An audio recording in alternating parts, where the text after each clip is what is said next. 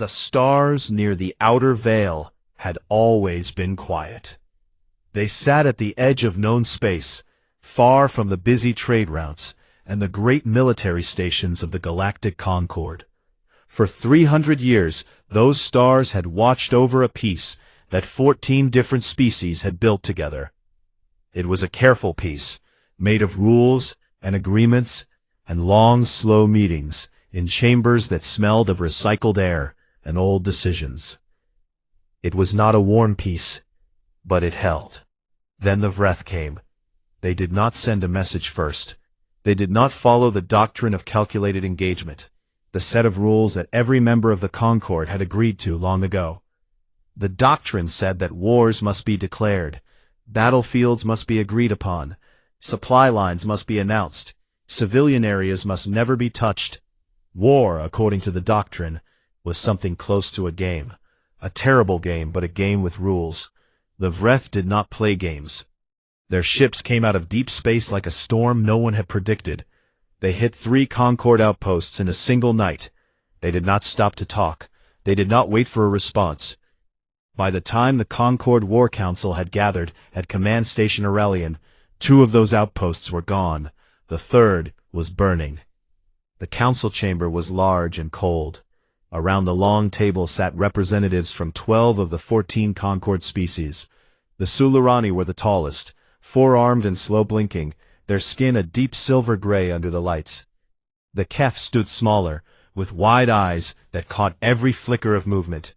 The Thari, who looked almost like moving plants if you did not know them well, sat very still and listened to everything.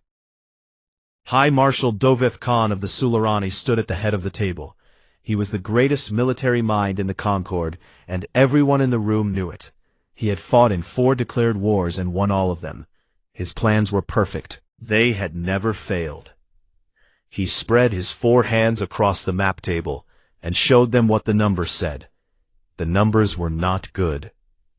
At current Vreth advance speed, the Concord would lose 40% of its outer fleet within 3 weeks. Within 2 months, the Vreth would reach the first populated systems. The Concord couldn't fight back, yes, but the Vreth did not follow the doctrine. Every model Doveth Khan built assumed the enemy would behave in expected ways. The Vreth did not behave in expected ways. The Vreth, as far as the council could tell, did not behave at all. They simply attacked. It was Ambassador Sullivan of the Keth who spoke first, after a long silence. "There is one option we have not discussed," she said. Her voice was steady, though she did not feel steady inside. "The sleeping clause." The room went quiet in a different way. The sleeping clause was an old part of the Concord's founding documents. Almost no one read that section anymore. It said very plainly that in cases of extreme threat, the Concord could invite a non-member species to join the war as an ally. The clause had never been used. It had been written as a last resort, back when the Concord founders feared threats that had never come. Until now. "There is only one species that qualifies," Sullivan continued. "Unaligned, space-capable, and with a military history unlike anything else we have on record. They have been at war with each other for most of their recorded history. They know things about fighting that we have never needed to know." Doveth Khan's expression did not change. "You mean the humans?" "Yes." The debate that followed lasted 4 hours. Several council members were strongly against it. The humans were small, they argued, physically fragile, slow to heal. Their weapons were not the most advanced. Their ships were nothing special. Some members had observed humans for decades through long-range probes, and the reports were confusing. Humans seemed to spend a great deal of time fighting one another, which suggested they were disorganized. They ate strange things. They made loud noises at each other that were apparently a form of social bonding. They were hard to understand. But Sullivan had also read the history reports. She had spent 3 months going through every record the Concord had of human warfare. What she found there kept her up at night. Humans had been fighting wars for thousands of years before they left their planet. They had fought in mountains and deserts and oceans, and frozen plains. They had fought in the dark, and in storms, and in conditions where no other observed species would have even tried. They had lost battles that should have ended them, and come back anyway. They had been conquered, and had risen. They had been starved, and had pushed forward. Every time history said a human force should stop, it did not stop. It just changed how it was moving. The vote was close, but in the end, Sullivan cast the deciding vote. "Invite them," she said. The response from Earth came within 48 hours. It was brief, and did not include many of the formal greetings the Concorde was used to. It just said, "We're sending someone. She will speak for us." 3 days later, a human vessel dropped out of faster-than-light travel, at the edge of Command Station Aurelian. It was not a military ship. It was a retrofitted cargo ship with a military escort of 2 smaller vessels. The station's docking officials spent several minutes just staring at it. The human who came through the airlock was a woman of middle age with dark skin and short gray hair. She wore a uniform that looked like it had been slept in. She was chewing something slowly as she looked around the docking bay. Her eyes moved quickly, taking in everything. She did not look impressed.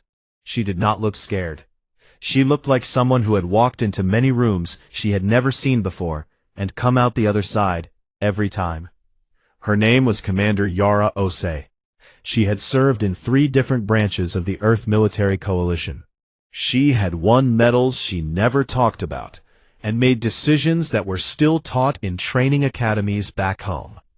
Dovef Khan met her personally. He was twice her height and much broader.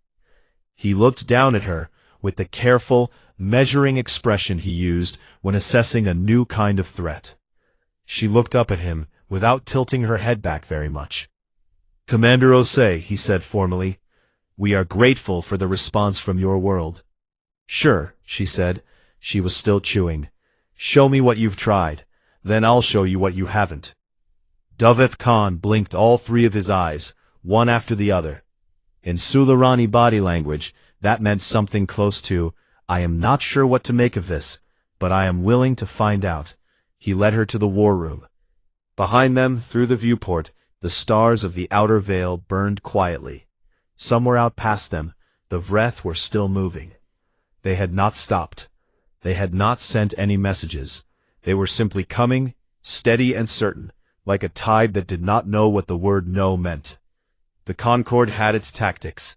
It had its doctrine. It had centuries of careful, organized warfare written into its bones.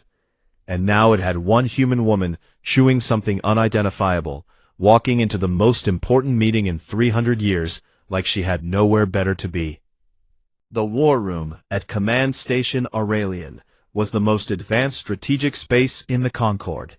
The walls could display any battlefield in real time. The tables could run 10,000 simulations per hour. Everything in it was designed for clarity and precision, and the kind of calm, organized thinking that the Concorde believed was the foundation of good warfare.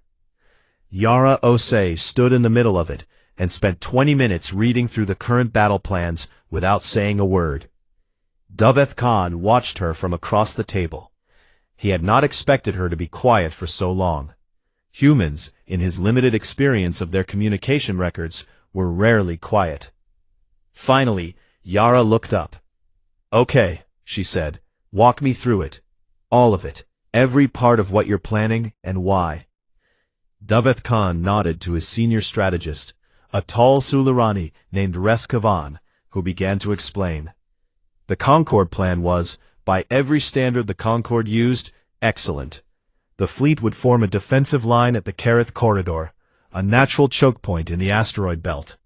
They would declare the engagement zone formally, as the doctrine required. They would position their strongest ships at the center and use calculated flanking movements on both sides. The math predicted a 72% chance of holding the line for at least a month, which would give the political council time to attempt negotiations. Yara listened to all of it without interrupting. When Reskavan finished, she was quiet again for a moment. "What happens if the Vreth don't show up where you expect them?" "They will," Reskavan said. The Kareth corridor is the only viable approach. The asteroid density on either side makes other routes effectively impassable. All our models agree. What happens, Yara said again slowly, if the Vreth don't care about your models? Another silence. They will lose more ships going around, Doveth Khan said. The math does not support any other choice. And when has an enemy that doesn't follow rules ever worried about losing more ships? No one answered that. Yara pulled up a chair, sat down, and for the next 2 hours she asked questions. She asked about supply lines. She asked about communications. She asked about the physical layout of every asteroid in the Kareth belt that had been mapped. She asked about the Vret's previous attacks, specifically how long they had taken and from which direction they had come each time. She asked about the Concord's own fleet positions, and then she asked who else knew about those positions. That information is secured, Doveth Khan said. That's not what I asked. I asked who knows about it. He listed the people. She counted them. She didn't say anything about the number, but he saw her mouth move slightly, and he suspected she was thinking something she had decided not to say yet. Then she asked the question that changed the room. What happens if someone just doesn't follow the rules? Reskavan frowned. Could you be more specific? The doctrine, Yara said, all of this. The declared zones, the announced supply lines, the agreed-upon engagement areas. What happens in your models if someone ignores all of it? Just attacks wherever they want, whenever they want, with no warning and no pattern. Dead silence. Doveth Khan looked at Reskavan. Reskavan looked at the table. The other strategists looked at various points in the room that were not each other. The doctrine exists for a reason, Doveth Khan said carefully. Without structure, warfare becomes chaos. Chaos causes far more damage and far more deaths than organized conflict. I know, Yara said. That's why it works. She asked for a separate workspace. She was given one. She sat in it for 6 hours with her 2-person team. A young man named Sergeant Torres, who never seemed to sleep, and a woman named Lieutenant Adias, who carried a small notebook and wrote things down by hand, which the Concord staff found deeply strange. When they came out, Yara handed Doveth Khan a data chip. He read it again. He called in Reskavan and 3 other senior strategists. They read it. Their expressions went through several phases. The first phase was confusion. The second was something close to offended. The third, after a long time, was a kind of reluctant, uncomfortable fascination.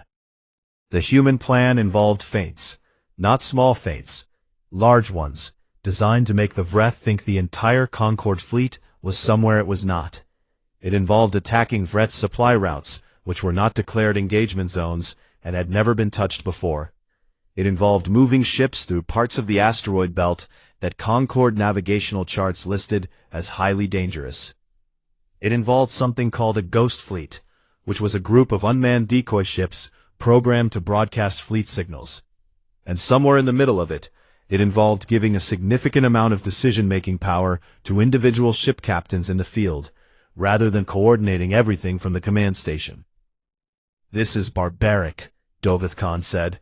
He did not say it with anger. He said it the way someone might describe something they genuinely could not understand. It's Tuesday, Yara said. There was a young Thari liaison in the room named Vanessa.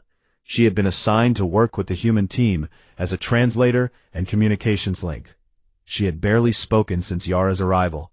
She had mostly stood in the corner, listening, her leaf-like fronds turning slowly the way they did when a Thari was thinking hard about something. She was looking at the human battle plan with an expression Doveth Khan could not read. Later, much later, after the room had cleared and Doveth Khan had gone to send reports to the council, Vanessa stayed behind. She copied the human plan to her personal data chip. She read it 4 times through the night, making small notes on a pad, asking herself questions the way the human woman had asked questions. She could see something in it that the others had missed. Not that the plan was reckless. It was not reckless. Every single part of it had a reason. The reasons were just different from the reasons the Concord used. They were older reasons, harder reasons. The kind of reasons that came from thousands of years of people fighting each other in the dark with whatever they had. Learning what worked, not from models, but from surviving. She was still thinking about this when the alert came through. The Vreth had hit a civilian resupply station on the edge of the Concorde's second defense zone. Not a military target. A station where food and water and medical supplies were stored for refugee transport. They had not even tried to take it. They had just destroyed it. The War Council chamber was chaotic when Vanessa arrived. Every protocol the Concorde had for responding to a violation of engagement terms assumed the enemy would stop and wait for a formal response. The Vreth were not stopping. They were not waiting. There was no section in the doctrine for what to do when the enemy destroyed a civilian target and then simply kept moving. Yara Ose was already walking toward the hangar when Vanessa found her. "Commander, the Council hasn't approved a response action yet," Vanessa said. "I know," Yara said, not slowing down. She had her jacket half on and her small notebook in her hand. "Where are you going?" "To look at the attack vector. I want to see where they came from. The Council will want to draft a formal protest of the engagement violation first." Yara stopped walking for just a moment. She turned to look at Vanessa with an expression that was not unkind, but was very direct. "They just broke a rule they didn't agree to in the first place. What exactly is the protest going to accomplish?" She started walking again. "Protocol means they won't expect what comes next," she said, more quietly, almost to herself. "That's the first thing they've given us. I'd like to use it." Then Asa stood in the corridor and watched her go. Then she turned and walked back to the council chamber, because that was what she was supposed to do. But she kept thinking about the human plan on her data chip, and she kept thinking about the question Yara had asked. What happens if someone just doesn't follow the rules? The answer, she was beginning to understand, was not in any Concorde document she had ever read. The answer was walking down the corridor ahead of her, notebook in hand, moving like someone who had already decided what came next, and was simply waiting for the rest of the world to catch up. The Karath corridor looked like a river made of rock. Thousands of asteroids, some as small as a house, and some as large as a small moon, drifted in slow, grinding orbits through the space between two star systems. The Concorde's charts showed the safe paths through it in pale blue lines. Most of the rest was marked in red, with warnings about navigation hazards and unstable debris fields, and places where sensors did not work properly because of the mineral composition of the rocks. To Davith Khan, the corridor was a defensive position, a choke point, a place where his fleet's advantages in firepower and organized formation would be most effective. To Yara Ose, the corridor was something else entirely. She had spent 3 days studying the maps, not the navigational charts with their blue safe paths and red warnings, the raw geological survey data, the mineral density readings, the places where the rocks spun in patterns that could hide a ship, the places where the sensor shadows were deepest, the narrow passages that the charts said were impassable, and that she thought, looking at the numbers, were probably not quite as impassable as everyone believed. She did not share all of this with Davith Khan right away. She shared the parts he needed to approve her requests, and she kept the rest to herself until the right moment. The joint operation began on a Tuesday, which Yara seemed to find meaningful in a way no one could fully explain. On paper, the plan was close enough to the Concorde's original strategy that Davith Khan had approved it without too much argument. The Concorde fleet would hold the main line at the central approach to the corridor. The Vreth, who had been continuing their advance steadily, would arrive within 18 hours. The Concorde would meet them at the agreed engagement zone. What the plan did not say, in the part Davith Khan had approved, was everything else. Yara had attached 300 human military advisors to the Concorde fleet. They were spread across every ship, every squadron, every command level. They were not there to give orders. They were there to whisper. Each one carried a single message, delivered in whatever language was needed. Forget the plan the moment the plan stops working. This was not a concept the Concord military was familiar with. Plans were not things you forgot. Plans were things you followed. When a plan stopped working, you sent a report to command, waited for updated orders, and adapted in the methodical, organized way that the doctrine recommended. Yara's advisors were teaching something different.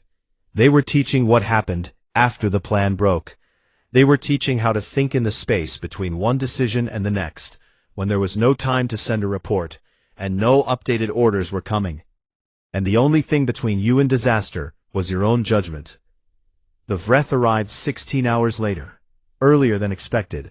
This was already a violation of the expected timeline, and it caused a brief moment of confusion in the Concord command structure, which was used to a certain amount of predictability even from enemies. The confusion did not last long, because Yara had already told every captain what to do when the enemy came early. Nothing. Hold your position and wait. Let them think you weren't expecting them. Which honestly, you weren't, but that wasn't the point. The Vreth came through the central approach, exactly as expected. Their formation was massive, steady, designed to overwhelm the Concord line through sheer force. It was a good tactic against an enemy that would stand and fight according to doctrine. The Concord line held for about 4 minutes. Then a Solarani captain named Geth Maros, who had been speaking with her human advisor for 3 days and had started to understand what forget the plan meant, did something completely outside the Concord playbook. Her ship had taken heavy fire and was losing engine power. Under the doctrine, this was the signal to perform an organized retreat and protect the crew. Instead, Geth Maros locked the ship's remaining power into a single thrust, angled away from the retreat path, and drove her damaged vessel directly into the side of the Vreth command frigate, at a speed that no one who had seen her ship's damage reports would have predicted was possible. It was not a suicide run. She and her crew had already evacuated to the secondary compartments. The ship was already dying. She used what it had left. The Vreth command frigate lost all communications for 11 minutes. 11 minutes was enough. While the Vreth fleet was trying to understand what had just happened, a squadron of Thari fighters disappeared into the dense asteroid cluster on the eastern edge of the corridor. The cluster was listed as navigationally impossible on every chart the Vreth had access to. It was also listed as navigationally impossible on the Concord's charts, which was why no one from the Vreth fleet moved to cover that approach.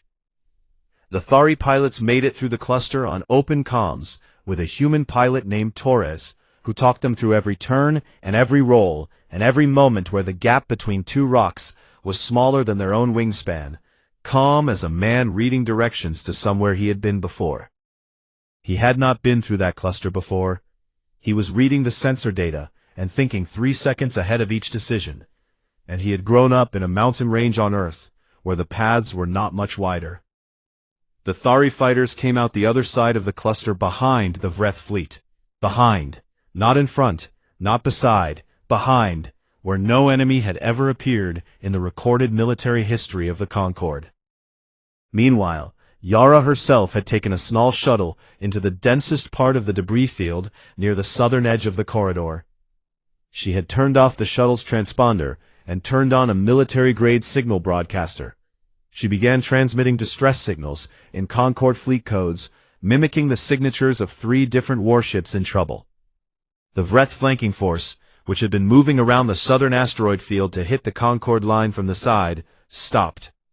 They were picking up 3 downed Concord warships, broadcasting emergency signals from the debris field ahead. Standard procedure in Vreth strategy, the same way it would be for almost anyone, was to push through and make sure those ships could not be recovered or repaired.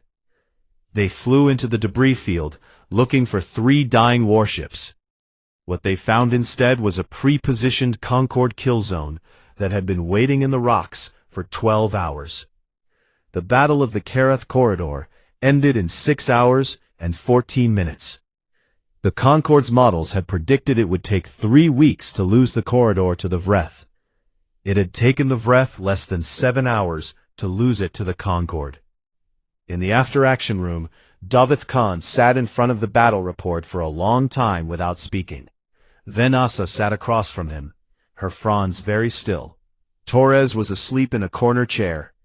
Yara was standing at the map table, tracing the movements of the battle with one finger, slowly, the way someone goes back through a story they've told to check if they got all the details right. They didn't break their doctrine, Davith Khan said finally. He was not speaking to anyone in particular. They have no doctrine. How do you fight an enemy with no doctrine? Vanessa had been waiting for this moment. She had been thinking about the answer since the night she first read the human plan. You don't, she said. You just try to keep up. Davith Khan looked at her. He looked at Yara. He looked at the battle map, at the paths that didn't exist in any chart, at the positions that no model would have predicted, at the 6-hour collapse of a force that should have been unstoppable. Then the new alert came through. The Vreth High Command had decoded the pattern of the battle. Not the details, not the specific moves, just the fact that their enemy had done something they couldn't model. That was enough. The communication they had intercepted was brief and cold. Deploy the Sunder Fleet. The Sunder Fleet was not a battle force. It was an end. Enough firepower to remove a world from the equation entirely. The Vreth used it when they stopped wanting to conquer something and just wanted it gone. 3 inhabited conquered worlds were in its path. The math said none of them could be saved. The Sunder Fleet had never been stopped. It had never needed to be, because no one had ever made the Vreth angry enough to use it before. Yara stood at the map for a long time after the rune cleared out. She studied the paths. She studied the timing. She looked at the numbers, and then she looked at the spaces between the numbers, where the things the numbers couldn't measure lived. Then she pulled up a chair, sat down, and started writing. 3 worlds, she said to no one. 6 weeks. Yeah. She paused. We've had worse odds. She didn't say when, and in the silence that followed, no one dared to ask. The plan was, by every measurement the Concord had ever used, mathematically incoherent. 3 members of the War Council voted to relieve Commander Yara Osei of her advisory role before she had even finished presenting it. The 4th vote was close enough that the woman casting it pressed the wrong button and had to ask for it to be corrected. Only the 5th vote, Sullivan's, kept Yara in the room. The plan worked anyway. It worked in 3 pieces, each one running at the same time across different parts of the Concord's territory, and none of them looking, from the outside, like parts of the same thing. That was by design. The Vreth were good at tracking single large movements. They were less good, Yara had decided, at tracking several small ones that didn't seem connected until it was too late. The first piece was the decoy war. Yara had spent 4 days quietly feeding false information into channels that ran close enough to Vreth intelligence networks to be picked up without being obvious about it. The information described a massive Concord fleet forming up at the edge of the outer veil, directly in the Sunder Fleet's projected path. It was exactly the kind of battle line the Vreth would expect the Concord to form. It matched their models of how the Concord fought. It matched their history of how the Concord fought. It did not exist. The Vreth Sunder Fleet spent 2.5 weeks moving toward a fight that was never going to happen. They moved carefully because the intelligence said the Concord fleet was large. They adjusted their formation. They ran their own models. They were patient because they had never needed to be anything else. While they were being patient, 2 other things were happening. The second piece was what Yara called the quiet conversation. No one in the Concord had known she brought diplomats. She had listed them as communication staff on the transit manifest, which was technically accurate. Their names were Dr. Mbeki and a former military negotiator named Sarita Chen, who had spent 15 years working in conflict zones on Earth, and had a way of sitting down across from someone who wanted to destroy her, and making them feel, somehow, like they were both just trying to solve the same problem. The Vreth had conquered several smaller species over the centuries, and pressed them into service. These species flew in Vreth ships, built Vreth weapons, fed Vreth armies. They did this because they had no choice, and because they had been made to believe slowly and carefully over many decades, that there was no way out. Becky and Chen made contact with two of these species through back channels that Yara had quietly arranged. They did not promise freedom. They did not have the authority to promise freedom, and they were not going to lie. What they did instead was share history. Human history. The parts that were about being conquered and about rising anyway. About being told that resistance was impossible, and about the people who hadn't believed it. They planted one seed, they watered it once, then they left. The third piece was Yara herself, and 5 other people, in the dark. The Vreth logistics hub at the edge of the Orveth system was not well defended. It did not need to be.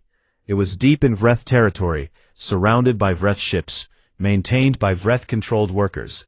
No Concord force had ever come anywhere close to it. The idea of infiltrating it was not in any Concord strategic document, because it was the kind of thing that simply did not occur to species who fought declared wars in declared places. It had occurred to Yara 3 days after she read the first Vreth movement report. She did not blow it up. That would have been obvious. Obvious meant the Vreth would know what had happened, and would know to check their other systems. Instead, Yara and her small team spent 31 hours inside the hub, introducing small errors. Navigation calculation errors, supply timing errors, fuel distribution errors. Each one was tiny. Each one was, by itself, the kind of thing that might just be a glitch. Together, over time, they would compound. The Vreth Sunder fleet arrived at the first target world 17 days later. They were supposed to arrive in 12. They arrived without 30% of their escort ships, who had received incorrect rendezvous coordinates from a logistics system that had been quietly broken for 3 weeks and had been sending wrong data ever since.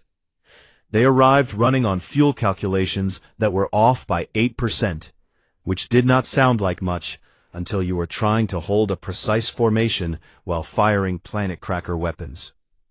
They arrived to find not the empty space their intelligence reports had described, but a Concord fleet that was smaller than any model said should be enough to stop them, waiting with unusual patience at an angle that no Concord fleet had ever used before. And at the moment the Sunder fleet's commander ordered his formation to advance, 2 Vreth client species broke away from the fleet entirely. They had been planted deep inside it for 2 generations. They had been told they had no choice. They had been told that resistance was impossible. They had read about what happened when humans were told that. What followed was not a clean battle.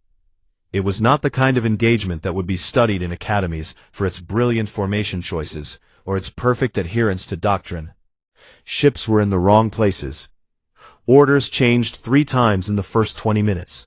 A Thari destroyer ended up fighting alongside 2 former Vreth client species cruisers who were technically still not members of the Concord, coordinating through a frequency that no official communication protocol covered. Doveth Khan was in the middle of it. He had reviewed the human plan so many times in the past weeks that something in him had shifted. He was not following the doctrine. He was not running simulations. He was watching the battle in real time and making choices with the information he had in the moment, trusting the captains around him to do the same, trusting the damage to tell him what was still possible. At one point, in the middle of the worst of it, he heard himself shout something. Later he would not be able to say exactly what it was. The people around him said it sounded like a human war cry they had heard recordings of. He did not confirm or deny this. Venasa was beside him through all of it.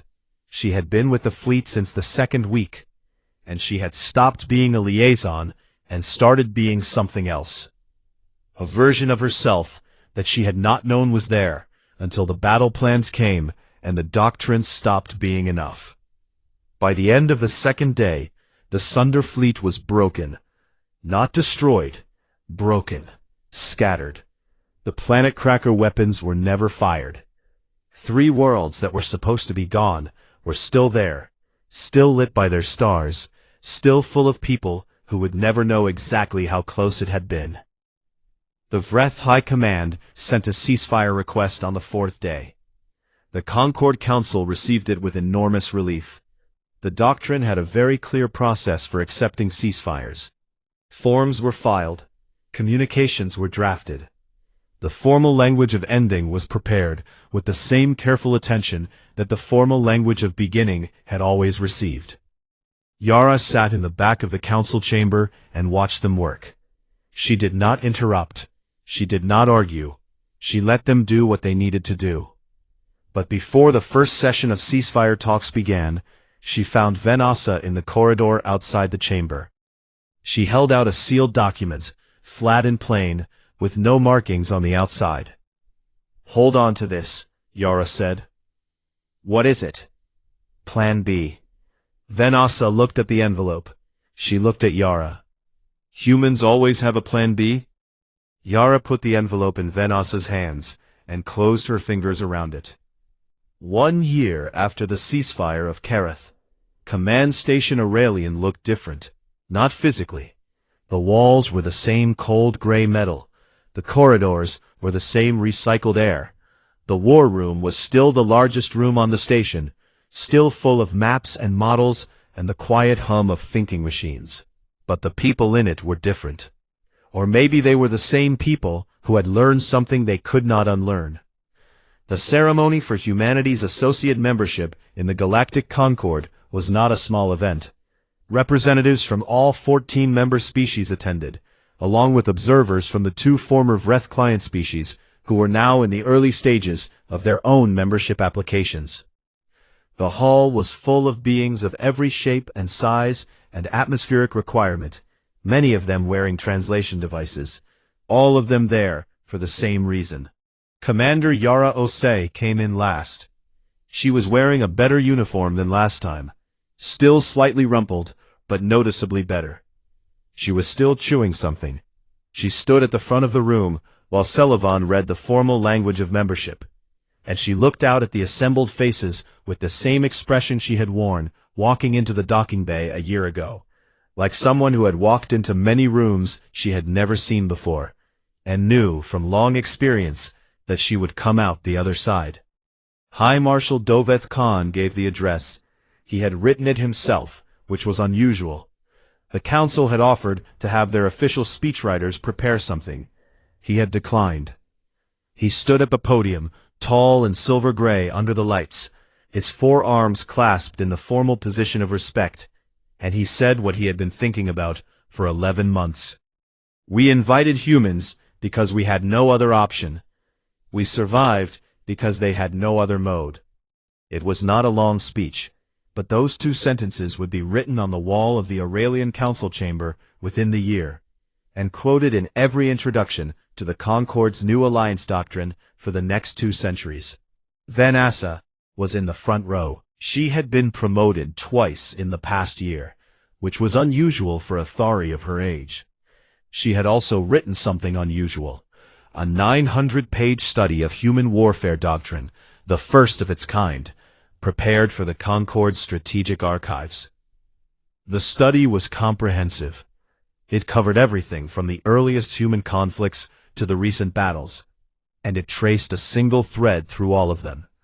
The human way of fighting, which was not really about weapons or strength or even cleverness, but about a specific relationship with failure. Humans failed constantly.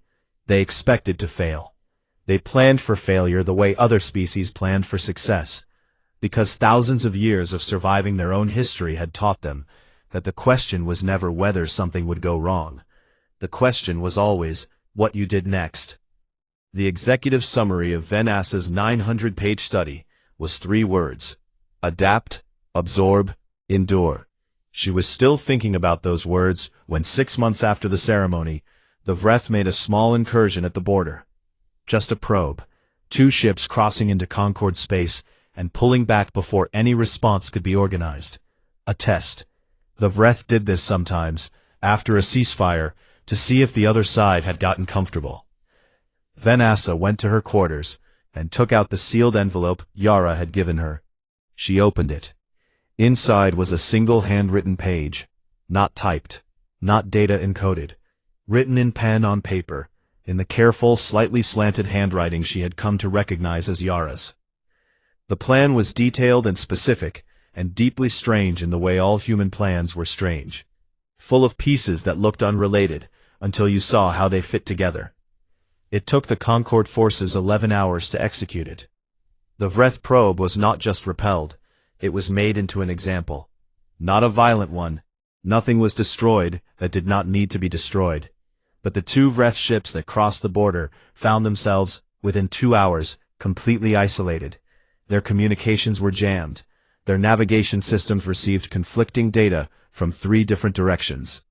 Their fuel reserves reported empty when they were not. Every system on both ships that relied on external data simply stopped working correctly. They were not in danger. They were simply completely unable to do anything at all. They were escorted back across the border by a single Concord ship, which stayed so close behind them the entire way that any Vreth observing from the other side would have understood the message without needing it translated. Vreth High Command, the intelligence reports said later, executed the admiral who had ordered the probe. Not for losing, for making the Concord respond in a way that showed clearly and publicly that they had learned from humans. The Vreth did not probe again. On the day the 2nd anniversary of the ceasefire was observed, Yara walked to the docking bay of Aurelian Station to board the transport that would take her back to Earth. She had a long list of things waiting for her at home, none of which involved aliens, or battle plans, or the careful navigation of asteroid fields that were supposed to be impassable. Vanessa walked her there. They had gotten into the habit of talking over the past year, not always about strategy, sometimes about the things they had seen, sometimes about the things that did not fit into reports. Vanessa had learned that Yara had a daughter on Earth who was studying to be an engineer. Yara had learned that Vanessa had 3 sibling Frons back home who sent her messages she did not always know how to answer. You knew they would break the ceasefire, Vanessa said. I suspected, Yara said. How did you have a plan ready? They reached the airlock. Yara stopped and turned. She thought about the question for a moment, which was unusual. She did not usually take long to answer things. We've been writing Plan Bs since before we had writing, she said finally. Since before we had ships, since before we had anything except each other and the next bad situation coming. You just keep writing them. You keep them in your pocket. You hope you don't need them. And when you do need them, Yara smiled. It was the same smile Vanessa had seen once before, in the war room on the morning after the Kareth battle. The kind of smile that did not mean everything was fine, but meant something more specific. I was ready for this. Then you're glad you wrote them. She went through the airlock, the door sealed. Vanessa stood in the corridor and listened to the sounds of the station around her. All the quiet work of a Concord that had changed in ways that would take years to fully understand. The Concord's official historical record of the war was completed 6 weeks later. It was thorough and precise and very long. It described the battles, the strategies, the key decisions, and the outcome. It used careful, measured language throughout. One section near the end noted that humanity's contribution to the conflict had been, in the judgment of the official historical committee, tactically irregular, procedurally unsanctioned, and strategically decisive. The original document, the first printed copy filed in the Aurelian archives, was found some years later, with a handwritten note in the margin beside that line. No one ever admitted to writing it. The handwriting did not match any Concord staff member on record. It matched, precisely, the slightly slanted script of a human woman who had long since gone home. It said 4 words. You're welcome.